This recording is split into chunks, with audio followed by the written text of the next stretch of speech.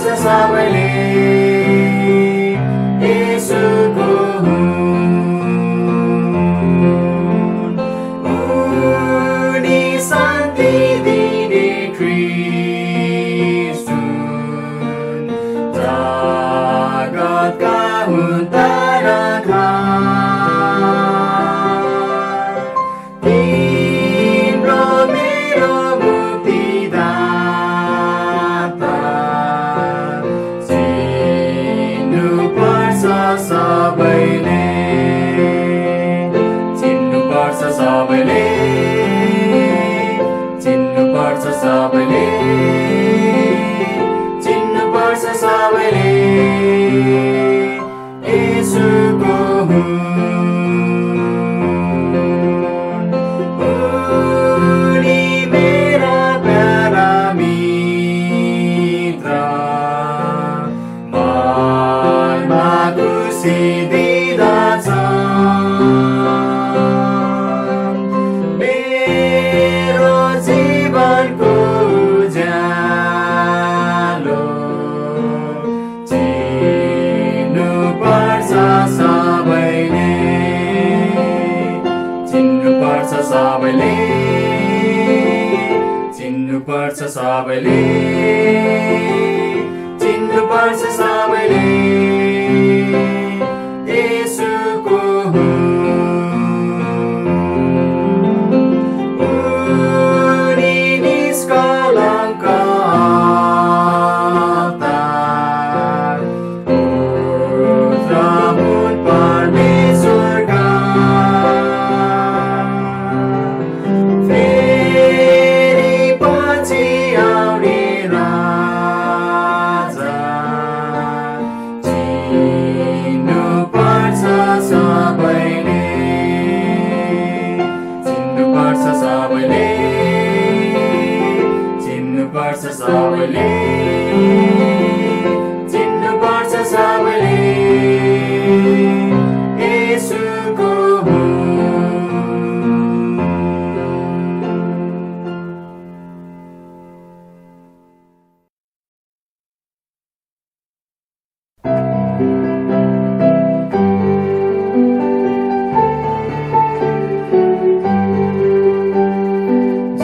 जीवनभर प्रेम ख्रीष्टलाई म गर्नेछु। सुनिदेऊ प्रार्थनालाई शरण पर्छु। जीवनभर भक्ति साथ अधिक प्रेम गर्छु। त्यो अधिक प्रेम ख्रीष्टमा गर्छु। सांसारिक मोहमा खोजे आराम बिन्ती छ देऊ मलाई आत्मिक विश्राम।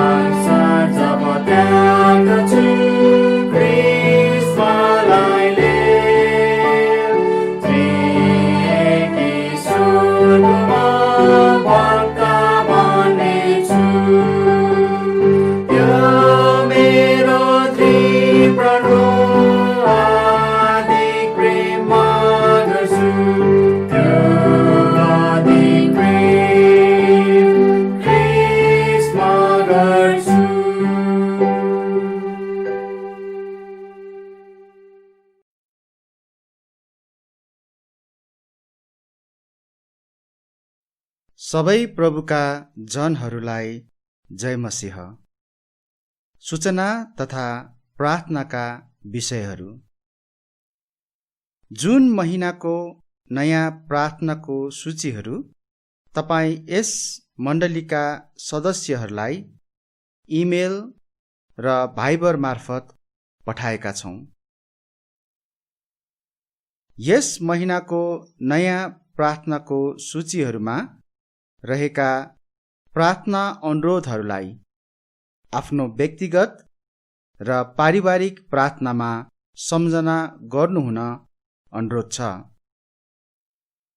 यदि तपाईहरूको केही प्रार्थना अनुरोध छ भने कृपया चर्चको फोन वा SMS र इमेल मार्फत आफ्नो प्रार्थना अनुरोध पठाउन सक्नुहुनेछ। कोरोना भाइरसको महामारीको समयमा चर्चका सबै सदस्यहरूको सुस्वास्थ्य तथा खाँचोहरूको निम्ति प्रार्थना गरौँ। विश्वभरि रहेका बाइबलीय चर्चहरू तथा मिसनरी परिवारहरूको निम्ति प्रार्थना गरौँ। जोनाथन र रेचल लियोन्स परिवारको निम्ति प्रार्थना गरौँ। Navjeevan baptist church, Hetauda Bethel baptist church, Berea baptist church तथा विश्वभरि रहेका बाइबलीय चर्चहरूको लागि प्रार्थना गरौँ। कोरोना भाइरसको कारण विश्वभरि देखिएको समस्याहरूको निम्ति प्रार्थना गरौँ। नेपाल देशको निम्ति प्रार्थना गरौँ। धन्यवादका विषयहरू। अनलाइन र अन्य तरिकाबाट भेटीहरू उपलब्ध गराउनु भएकोमा तपाईहरूलाई धन्यवाद। अनलाइन सेवाको निम्ति प्रार्थना गर्नुहुने र उत्साह दिनुहुने मित्रहरूलाई धन्यवाद। यस हप्ताको निम्ति नयाँ पद, हप्ता 26। सबै कुराहरू परमेश्वरकै महिमाका निम्ति गर। पहिलो कोरिन्थी 10 अध्यायको 31 पद।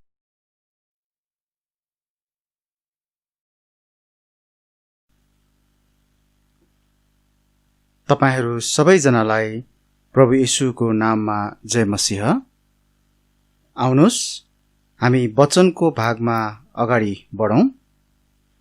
यस समय म आजको वचनको निम्ति एउटा चाबी पद पढ्नेछु अनि यो चाहिँ पहिलो थेसलोनिकी 5 अध्यायको 20 पद रहेको छ। पहिलो थेसलोनिकी 5 अध्यायको 20 पद। यहाँ यस्तो लेखिएको छ, भविष्यवाणीहरू तुच्छ नठान। भविष्यवाणीहरू तुच्छ नठान। हामीले गएको केही हप्ताहरूदेखि भविष्यवाणीको अध्ययन गरिरहेका थियौं र जसलाई चाहिँ हामीले सन्दर्भ अनुसारको भविष्यवाणी भन्ने शीर्षक राखेका थियौं। आज हामी फेरि यस अध्ययनमा अगाडि बढ्नेछौँ।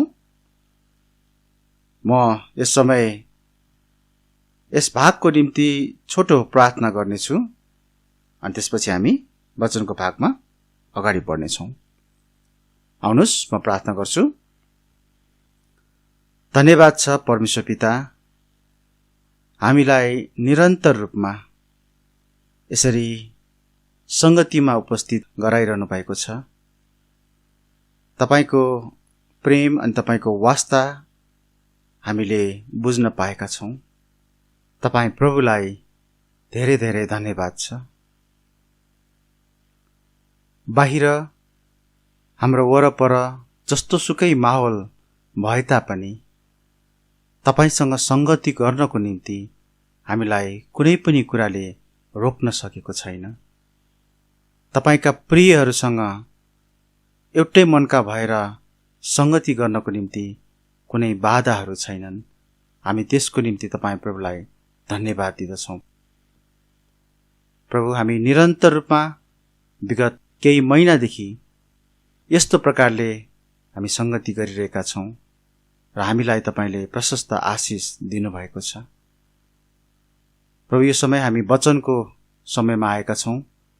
तपाईँको जीवित वचन जसलाई हामी आदर गर्दछौँ, जसलाई हामी आफ्नो निम्ति अति नै महत्त्वपूर्ण, अति नै आवश्यक भोजनको रूपमा, प्राणको रूपमा हामी लिँदछौँ। प्रभु, तपाईँको वचन बिना हामी जिउन सक्दैनौँ। तपाईँ प्रभु येशूले हामीलाई भन्नुभएको कुरा हामी सम्झन्छौँ। प्रभु, हामी यो वचनलाई तपाईँको हातमा राख्दछौँ कि हामी तपाईँको सहायतामा सिक्न सकौँ, आज पनि तपाईँको सत्यताहरूलाई बुझ्न सकौँ। तपाईँको प्रियहरू जसले अहिले सुन्दै हुनुहुन्छ, हेर्दै हुनुहुन्छ, उहाँहरूलाई यस वचनद्वारा आशिष मिल्न सकेको होस् अनि हामीले सिक्ने कुराहरूलाई बुझ्नको निम्ति हामीलाई तपाईँको आत्माको अगुवाई अनि सहायता, ज्ञान बुद्धि मिल्न सकेको होस्। प्रभु, धन्यवाद छ यो समयको निम्ति। हामी अगाडि बढ्छौँ, हामीलाई सहायता गर्नुहोस्। आशिष माग्छौँ प्रभु येशूको नाउँमा, आमेन। हामीले विगत केही हप्ताहरूदेखि वर्तमान समयको सवालमा कतिपय क्रिस्चियनहरूले मत्ती 24 का चिन्हहरू वा प्रकाश 6 देखि अघिका घटनाहरूका बारेमा राखेका गलत बुझाइहरूको सम्बन्धमा अध्ययन गरिरहेका थियौं। पवित्र शास्त्रको कुनै पनि भविष्यवाणी कसैको आफ्नो निजी व्याख्या होइन भन्ने बाइबलको चेतावनी र शिक्षाले हामीलाई गम्भीरतापूर्वक सबै कुराहरूलाई परमेश्वरको वचनद्वारा जाँच्नु र मात्र घोषणा गर्नुपर्छ भनी सिकाउँछ। भविष्यवाणीहरूको व्याख्या गर्न सन्दर्भलाई पहिलो प्राथमिकतामा राख्नु एउटा महत्त्वपूर्ण नियम हो। बाइबलका भविष्यवाणीहरूलाई व्याख्या गर्न सन्दर्भ ज्यादै महत्त्वपूर्ण हुन्छ। सन्दर्भभन्दा बाहिरको पद सो इच्छाको जाहिरी मात्र हो। सन्दर्भभन्दा बाहिर गरिएको व्याख्याको परिणामले त्यस्ता धेरै निष्कर्षहरू निस्कन्छन् जो परमेश्वरको भविष्यको योजनासँग मेल खाँदैन र जसले धेरै गलत बुझाइहरूको सृजना पनि गर्छ। जस्तै मत्ती 24 अध्याय मण्डली उठाइ लगिनु अघिको चिन्हहरू हो भन्ने सम्बन्धमा गलत बुझाइ, मत्ती 24 को 40 मा 2 जना खेतमा हुनेहरूको सम्बन्धमा गलत बुझाइ, मत्ती 25 अध्यायको बुद्धिमती र मूर्ख कन्याहरूको सम्बन्धमा गलत बुझाइ, मत्ती 25 को 32 मा देखिने भेडा र बाख्राहरूको सम्बन्धमा गलत बुझाइ। हामी यस्ता गलत बुझाइहरू मानिसले राखेको हामी पाउन सक्छौं। मत्ती 24 र 25 अध्यायहरूका शिक्षाहरू ख्रिस्टले जैतुन डाँडामाथि दिनुभएको प्रवचनमा उल्लेख गरिएका छन्। उहाँले भविष्यवाणीका महान सत्यताहरू प्रस्तुत गर्नुभयो, तर ती सत्यताहरू तब मात्र मान्य हुन्छन् जब त्यसलाई सन्दर्भ अनुसार प्रस्तुत गरिन्छ। सन्दर्भ अनुसारको बाइबल भविष्यवाणीको अध्ययन गर्दै जाँदा हामीले गएका केही हप्ताहरूमा 4 वटा बुदाहरूलाई हामीले हेरेका थियौं। ती 4 वटा बुदाहरू यस्ता थिए: यी कुराहरू कहिले हुनेछन्, तपाईको आगमनको चिन्ह के हुनेछ, पीडाहरूका सुरु र अन्तसम्म सहन्छ। हामीले गएको हप्ताहरूसम्म यी 4वटा बुदाहरूलाई हेरेका थियौं। आज हामी 5औं बुदालाई हेर्न जाँदैछौं। 5औं बुदा, राज्यको सुसमाचार। यसको निम्ति हामी एउटा पद पढ्नेछौं, मत्ती 24 अध्यायको 14 पद। म यसलाई पढ्नेछु। मत्ती 24 अध्यायको 14 पद। अनि यो राज्यको सुसमाचार चाहिँ सबै जातिहरूका लागि साक्षी हुनलाई सारा संसारमा प्रचारिनेछ, अनि त्यसपछि अन्त आउनेछ। हामीले हेरिरहेका थियौं कि 70औं हप्तामा संकष्ट, पीडा र ठूलो संख्यामा मानिसहरूको मृत्यु हुनेछ। तर यस्तो भयानक अवस्थाहरूको बीचमा पनि त्यस समयमा अद्भुत कुराहरू हुनेछन्। त्यस बेलामा व्यापक रूपमा मानिसहरूलाई चाहिने सबैभन्दा बहुमूल्य कुरा सुसमाचार प्रचार हुनेछ। यसलाई राज्यको सुसमाचार भनिएको छ। यो उस्तै सुसमाचार हो जसलाई आज हामीले प्रचार गर्छौं। आज हामीले प्रचार गर्ने सुसमाचार कुन हो? सुसमाचार चाहिँ हामीले मुक्ति पाउनलाई, हाम्रो पापहरूका क्षमाको निम्ति येशू ख्रीष्ट मर्नु भएको, गाडिनु भएको र तेस्रो दिनमा बौरेर उठ्नु भएको हो। सुसमाचार यही हो र यो भन्दा अर्को सुसमाचार छैन। पहिलो कोरिन्थी 15 अध्यायको 1 पददेखि 4 पदसम्म यस सुसमाचारको बारेमा उल्लेख गरिएको छ। म यस खण्डलाई पढ्नेछु। पहिलो कोरिन्थी 15 अध्यायको 1 देखि 4 सम्म। अब हे भाइहरू हो, जुन सुसमाचार मैले तिमीहरूलाई प्रचार गरेँ त्यही म तिमीहरूलाई बताउँछु। त्यसलाई नै तिमीहरूले ग्रहण गरेका छौ र त्यसैमा तिमीहरू उभिन्छौ। त्यसैद्वारा तिमीहरूले मुक्ति पनि पाउँछौ।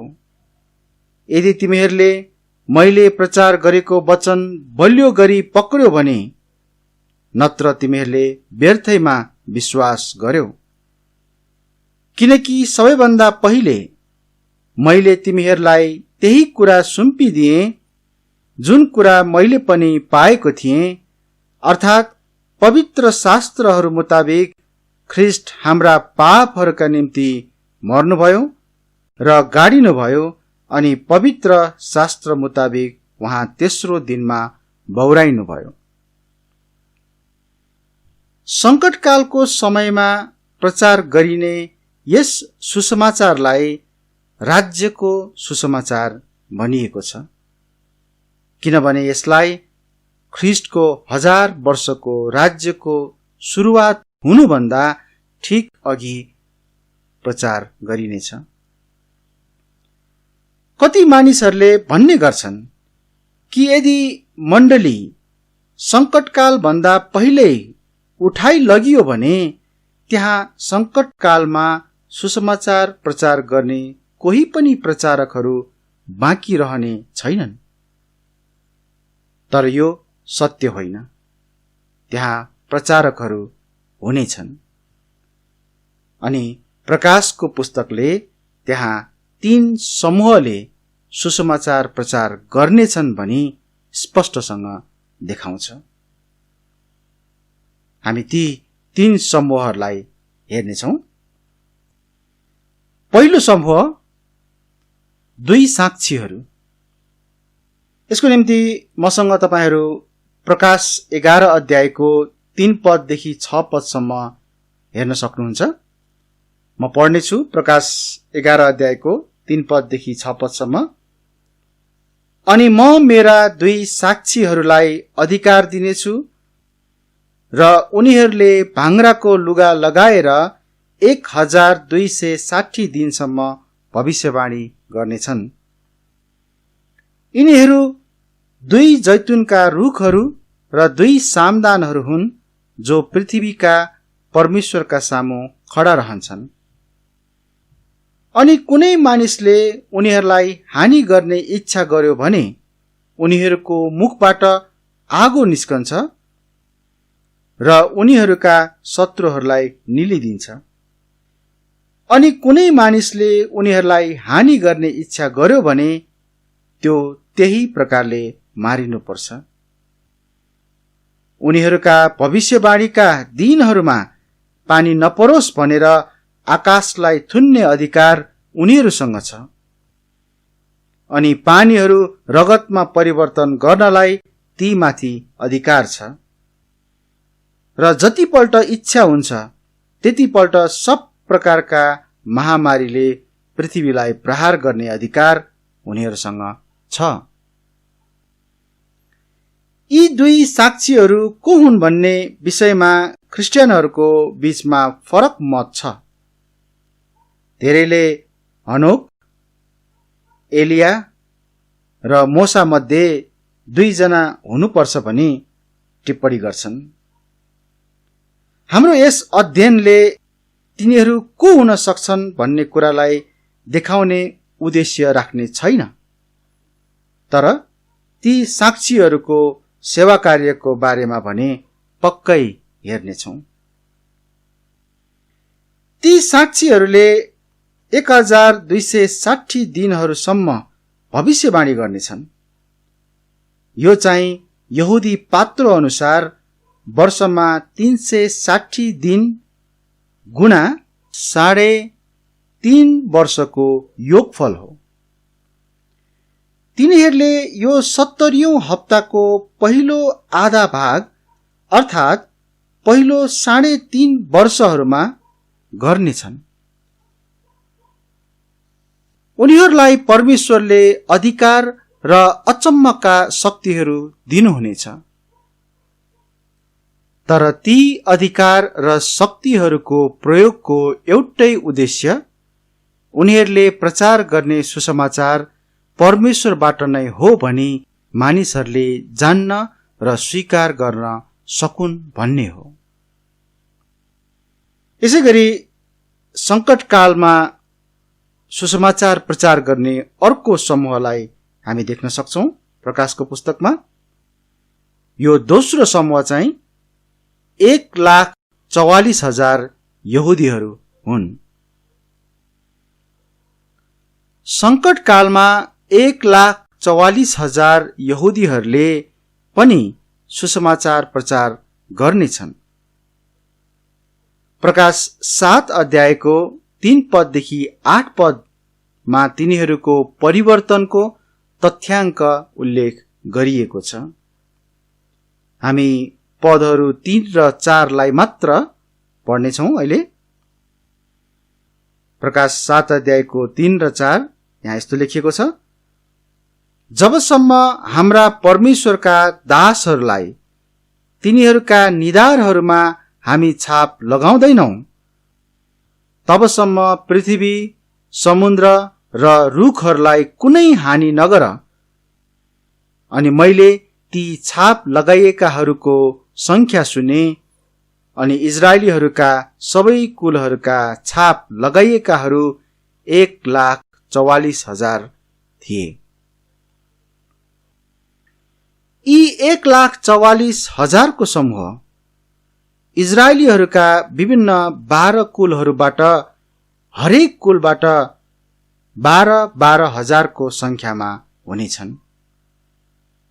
तिनीहरूलाई प्रकाश 14 अध्यायको 4 पदमा परमेश्वर र थुमाका निम्ति पहिलो फल भनिएको छ। मसीहलाई विश्वास गर्ने यस समूहले पृथ्वीभरि सुसमाचार प्रचार गर्नेछन्। कति झुटा शिक्षाहरूले यस समूहलाई उनीहरू भनी दाबी गर्छन् र साथै इजरायल मण्डलीमा प्रतिस्थापन भइसकेको छ भन्ने सिद्धान्त बोक्ने कति समूहहरूले संकष्ट कालमा यिनीहरू मण्डली नै हुन् भनी विचार गर्दछन्। तर पद 4ले यस समूहलाई इजरायल शब्दद्वारा स्पष्ट पारेको छ र त्यसपछिका पदहरूमा उल्लेख भएका कुलहरूको नामहरूले झन पक्का गरेको छ। यसैगरी सङ्कटकालको समयमा सुसमाचार प्रचार गर्ने त्यहाँ एउटा अर्को समूह पनि हुनेछ र त्यो तेस्रो समूह चाहिँ स्वर्गदूत हुन्। हामी प्रकाश 14 अध्यायको 6 पददेखि 7 पदसम्म यस कुरालाई पढ्न पाउँछौं। म पढ्नेछु प्रकाश 14 अध्यायको 6 पददेखि 7 पदसम्म। अनि पृथ्वीमाथि बस्नेहरू र हरेक जाति, कुल, भाषा र मानिसलाई प्रचार गर्नलाई अनन्त सुसमाचार साथमा भएको अर्का एउटा स्वर्गदूतलाई मैले आकाशको बीचमा ठूलो स्वरले यसो भन्दै उडिरहेका देखेँ,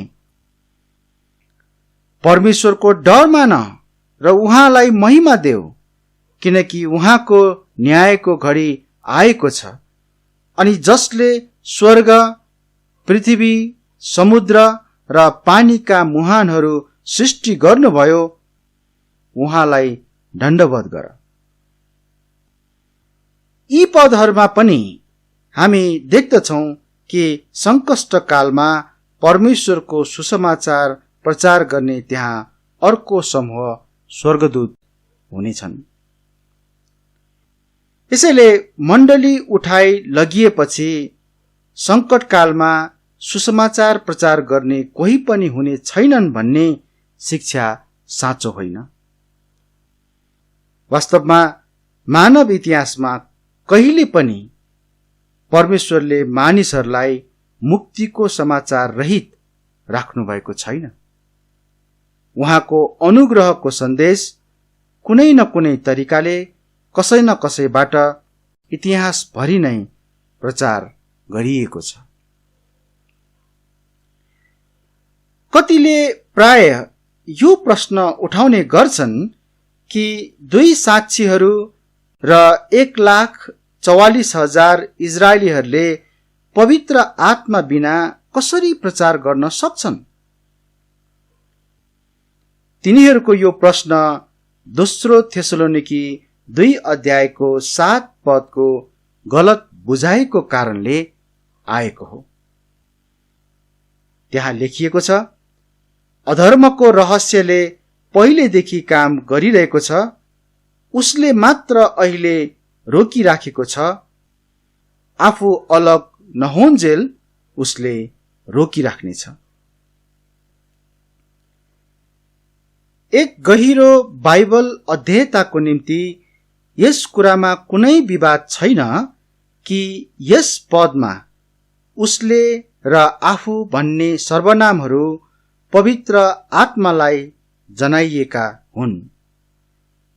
तर मानिसहरूले कस्तो निष्कर्ष निकाल्ने गर्छन् भने कि मण्डली उठाइ लगिने समयमा पवित्र आत्मा पनि अलग हुनु भई स्वर्ग उठाइ लगिनुहुनेछ र त्यही बस्नुहुनेछ।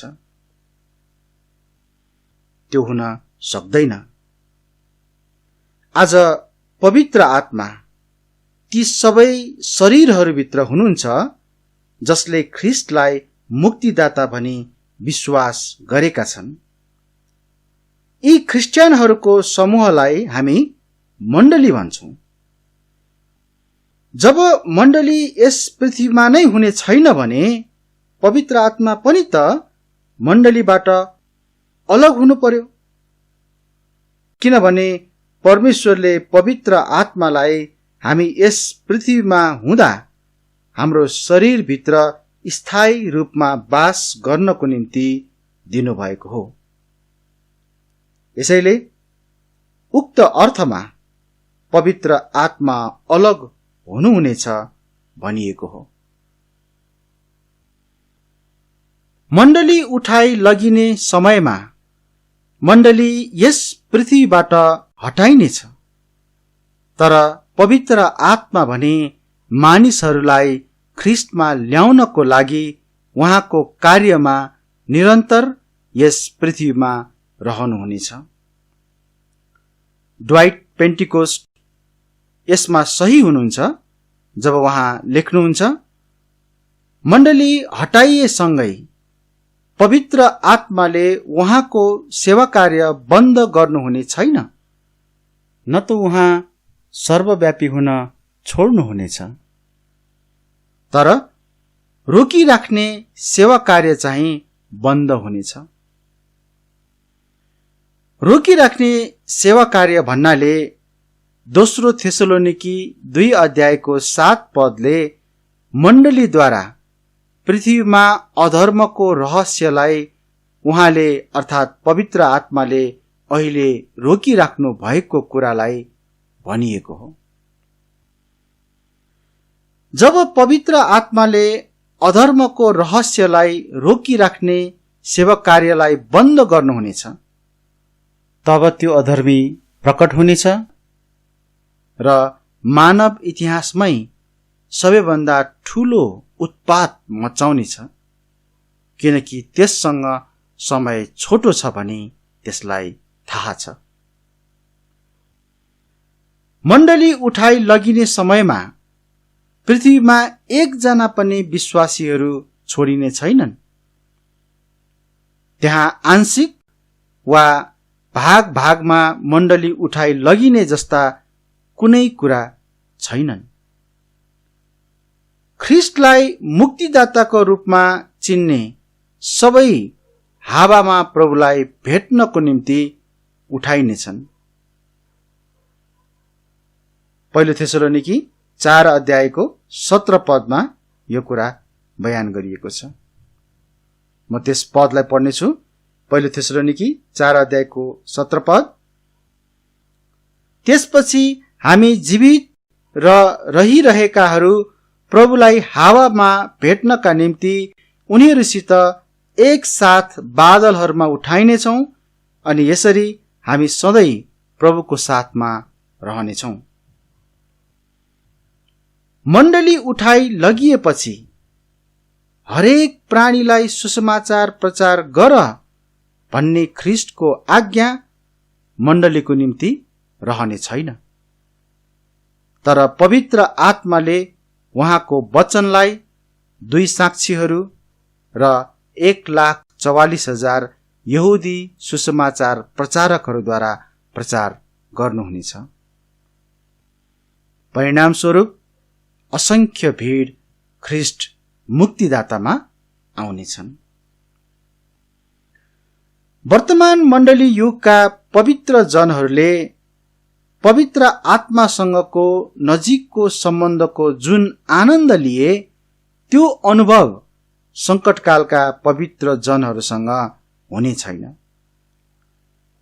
यूहन्ना 14 अध्यायको 17 पदमा येशूले प्रेरितहरूलाई भन्नुभयो, उहाँ अर्थात् पवित्र आत्मा उहाँ तिमीहरूसित रहनुहुन्छ र तिमीहरू भित्र हुनुहुनेछ। यद्यपि त्यहाँ विगतमा यस्ता समयहरू थिए जब पवित्र आत्माले विशेष कार्यलाई सम्पन्न गर्नको निम्ति पुरानो नियमका पवित्र जनहरूको शरीरभित्र प्रवेश गर्नुहुन्थ्यो, तर त्यो कहिले पनि स्थायी वास थिएन। तिनीहरूको शरीरहरू पवित्र आत्माको मन्दिर हो भनी भन्न सकिन्न। उहाँ तिनीहरूसँग हुनुहुन्थ्यो, तर तिनीहरू भित्र रहनु भएको थिएन। तिनीहरू भित्र, अंग्रेजीमा अबाइड, त्यस्तो थिएन। होइन भने दाउदले यसरी किन भन्थे, तपाईको उपस्थितिबाट मलाई ननिकाल्नुहोस् र तपाईको पवित्र आत्मा मबाट नलैजानुहोस्। भजन संग्रह 51 अध्यायको 11 पदमा दाउदले यो कुरा बताएका छन्। यसैले पुरानो नियमका विश्वासीहरूमा पवित्र आत्माको स्थायी वास हुँदैनथ्यो। पवित्र आत्माले जसरी मण्डली युगका विश्वासीहरूमा नवीकरणको अर्थात् अंग्रेजीमा रिजेनेरेसन नवीकरणको काम गर्नुहुन्छ, उसरी नै पुरानो नियमका पवित्र जनहरूमा गर्नुहुन्थ्यो र संकटकालका पवित्र जनहरूमा पनि गर्नुहुनेछ। यो नवीकरणको कार्य चाहिँ पवित्र आत्माले हरेक युगका विश्वासीहरूलाई गर्नुहुन्छ। ड्वाइट पेन्टिकोस्टले यस सत्यतालाई यी शब्दहरूमा व्यक्त गर्नुहुन्छ। संकटकालको समयावधिमा पवित्र आत्माले जो सर्वव्यापी हुनुहुन्छ, भित्रै बास गर्ने सेवा इन्डवेलिङ मिनिस्ट्री भित्रै बास गर्ने सेवा बिना नवीकरणको कार्यलाई उसरी नै गर्नुहुनेछ जसरी परमेश्वरले विगतमा इजरायलसँग गर्नुभएको थियो। यहाँ भन्न खोजेको कुरा चाहिँ संकटकालको समयमा पनि पवित्र आत्मा जो चाहिँ सर्वव्यापी हुनुहुन्छ, भित्रै बास गर्ने सेवा बिना अर्थात् भित्रै बास नबसिकन नवीकरणको कार्यलाई चाहिँ उसरी नै गर्नुहुनेछ जसरी उहाँले विगतमा इजरायलसँग गर्नुभएको थियो। यसुले स्पष्ट गरी भन्नुभयो, उहाँ तिमीहरूसित रहनुहुन्छ र तिमीहरू भित्र हुनुहुनेछ। हामीले यो यूहन्ना 14 अध्यायको 17 पदमा हेर्न पाउँछौं। आज हामी भन्न सक्छौं उहाँ हामी मण्डली युगका पवित्र जनहरूभित्र बास बस्नुहुन्छ। उहाँले मानिसहरूलाई ख्रिस्टमा ल्याउनको निम्ति आज गरिरहनु भएको कार्य संकटकालको बेलामा पनि गर्नुहुनेछ, अर्थात् त्यो नवीकरणको कार्य उहाँले त्यो बेलामा पनि गर्नुहुनेछ। हामीलाई थाहा छ कि पवित्र आत्मा संकटकालको समयमा यस पृथ्वीमा हुनुहुनेछ, किनभने उहाँको सेवा कार्यको बारेमा येशूले जैतुन डाँडाको प्रवचनमा व्यक्त गर्नुभएको थियो। हाम्रा प्रभु येशूको जैतुन डाँडामाथिको प्रवचन मत्ती 24 र 25 अध्यायहरूमा मात्र उल्लेख गरिएका होइनन्, तर मर्कुस 13 अध्याय र लुका 21 अध्यायमा पनि उल्लेख गरिएका छन्। हामी मर्कुसको तथ्याङ्कमा यस्तो पढ्छौं, तर जब तिनीहरूले तिमीहरूलाई लगेर सुम्पिदेलान् तब के बोलौं भनी अघिबाटै फिक्री नगर, न त पहिले नै सोचिराख, तर त्यस घडी तिमीहरूलाई जे दिइनेछ त्यही नै तिमीहरूले बोलिदेऊ, किनकि बोल्ने तिमीहरू होइनौ तर पवित्र आत्मा हुनुहुन्छ। मर्कुस 13 अध्यायको 11 पदमा हामी यो पढ्न पाउँछौं। संकटकालमा पवित्र जनहरूलाई सहायता दिन त्यहाँ पवित्र आत्मा हुनुहुनेछ भन्ने कुराको प्रमाण यस पदमा उल्लेख गरिएको छ। 1260 अर्थात् 1260 दिनहरूका लागि पवित्र आत्माद्वारा प्राप्त सामर्थ्य सहितको 2 साक्षीहरूको सुसमाचार प्रचारको परिणामले उनीहरूलाई ख्रिस्ट विरोधीले मार्न लगाउनेछ। अर्थात् जब 2 साक्षीहरूले पवित्र आत्माको सामर्थ्यमा सुसमाचार प्रचार गर्नेछन्, त्यसको परिणाममा उनीहरूले ख्रिस्ट विरोधीको आदेशमा त्यहाँनिर चाहिँ मृत्यु भोग्नुपर्ने हुन्छ। यी नाटकीय घटनाहरूलाई प्रकाश 11 अध्यायको 7 पददेखि 12 पदसम्म उल्लेख गरिएको छ। म त्यस खण्डलाई पढ्नेछु। प्रकाश 11 अध्यायको 7 पददेखि 12 पदसम्म। अनि उनीहरूले आफ्नो गवाही दिइसकेपछि त्यस पशुले जो अथाह कुण्डबाट निस्कन्छ उनीहरूको विरोधमा युद्ध गर्नेछ र उनीहरूलाई जित्नेछ र उनीहरूलाई मार्नेछ।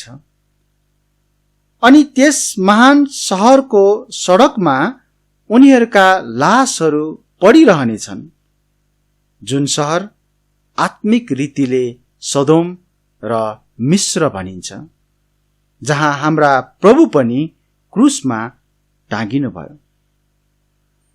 अनि जनताहरू, कुलहरू, भाषाहरू र जातिहरूका मानिसहरूले उनीहरूका लासहरूलाई 3.5 दिनसम्म देख्नेछन्।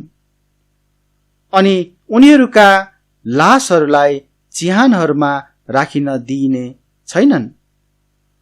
अनि पृथ्वीमाथि बस्नेहरू उनीहरूको विषयमा आनन्दित हुनेछन् र हर्ष मनाउनेछन् अनि एक अर्कालाई उपहारहरू पठाउनेछन्, किनकि यी 2 भविष्यवक्ताहरूले पृथ्वीमाथि बस्नेहरूलाई पीडा दिएका थिए।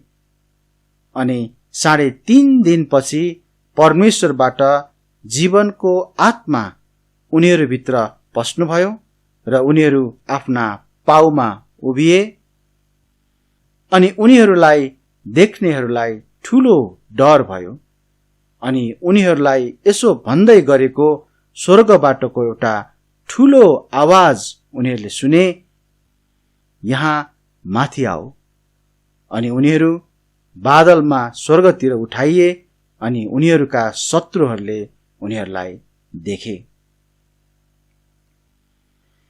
यी 2 साक्षीहरूलाई त्यस अधर्मी ख्रीष्ट विरोधीले मार्न लगाउनेछ। जनताहरू, कुलहरू, भाषाहरू र जातिहरूका मानिसहरूले उनीहरूका लासहरूलाई 3.5 दिनसम्म देख्नेछन्। सारा पृथ्वीका मानिसहरू उनीहरूको हत्यामा आनन्दित हुनेछन् र हर्ष मनाउनेछन् अनि एक अर्कालाई उपहारहरू पठाउनेछन्। करिब 100 वर्षहरू अघि मानिसहरूको बीचमा यो प्रश्न हुने गर्थ्यो कि सारा पृथ्वीका मानिसहरूले 3.5 दिनको यो घटनालाई यति थोरै समयमा कसरी देख्न, कसरी थाहा पाउन सक्छ र? तर टेलिभिजन र इन्टरनेटको आविष्कारले आज यो असम्भव छैन भनी देखाएको छ। एउटा रेकर्ड अनुसार 2018 को रसिया विश्वकप फुटबलको फाइनल खेलको प्रत्यक्ष प्रसारण विश्वका करिब 1.12 अर्ब मानिसहरूले विभिन्न माध्यमबाट हेरेका थिए। अनि 3.5 दिनपछि परमेश्वरबाट जीवनको आत्मा उनीहरूभित्र पस्नुभयो र उनीहरू आफ्ना पाउमा उभिए। अनि उनीहरूलाई देख्नेहरूलाई ठूलो डर भयो। अनि उनीहरूलाई यसो भन्दै गरेको स्वर्गबाटको एउटा ठूलो आवाज उनीहरूले सुने, यहाँ माथि आओ। अनि उनीहरू बादलमा स्वर्गतिर उठाइए अनि उनीहरूका शत्रुहरूले उनीहरूलाई देखे। यहाँ हामी देख्न सक्छौं कि यी 2 साक्षीहरू जो मारिएका थिए, परमेश्वरले उनीहरूलाई जीवित पार्नुभयो। उनीहरू आफ्नो पाउमा उभिएका छन्। मानिसहरूले त्यो देखेर डराएका छन्। अनि स्वर्गबाट त्यहाँ एउटा आवाज आएको छ र यी 2 साक्षीहरूलाई माथि बोलाइएको छ अनि माथि उठाइएको छ। हो, म मध्य सङ्कटकालमा विश्वासीहरू उठाइ लगिनेमा विश्वास गर्छु, तर यो मात्र 2 मानिसहरूका निम्ति हुन्, मण्डलीको निम्ति होइन। कसैले म मध्य सङ्कटकालमा मण्डली उठाइ लगिने घटनालाई विश्वास गर्छु भनेर भन्छ भने म विश्वास गर्दिन, किनकि मण्डली उठाइ लगिने घटना बाइबल अनुसार सङ्कटकाल भन्दा अगाडि नै हो। तर यहाँ हामी देख्छौं मध्य सङ्कटकालमा मण्डली त होइन, तर 2 साक्षीहरू चाहिँ उठाइ लगिएको छ। हामीले आज एउटा मात्रै बुदालाई हेर्न पाएका छौं, किनकि अर्को विषयमा जाँदा हामीलाई आजको सेवामा समय नपुग्ने भएको हुनाले मैले आज एउटै मात्र विषयलाई राखेको छु, एउटै मात्र बुदालाई राखेको छु। अनि त्यो बुदा चाहिँ हामीले आज हेर्यौं कि राज्यको सुसमाचार। हामीले यस बुदालाई हेरेका छौं, जुन चाहिँ सङ्कटकालको समयमा पनि प्रचार गरिनेछ पवित्र आत्माको सामर्थ्यमा। म निष्कर्षमा आउँछु। आज हामीले हेर्यौं कि 70औं हप्तामा त्यहाँ पवित्र आत्माको सामर्थ्यमा सुसमाचार प्रचार गरिनेछ र धेरै मानिसहरू नवीकृत हुनेछन्, अर्थात् मुक्ति पाउनेछन्। त्यस समयमा सुसमाचार प्रचार गर्नेहरू हुने छैनन् र पवित्र आत्माको उपस्थिति पनि त्यस बेला हुने छैन भन्ने गलत बुझाइ नराख्नुहोस्। त्यहाँ 3 समूहहरू सो सेवाको निम्ति हुनेछन् भनेर आज हामीले हेर्यौं। साथै हामीले त्यस बेलाका मानिसहरूको माझमा सुसमाचार कसले लिएर जान्छ भन्ने कुरामा चिन्ता नगरौं। त्यो हाम्रो सेवा कार्यको समय होइन, तर हाम्रो सुसमाचार प्रचारको सेवा कार्य आज हो, अहिले हो।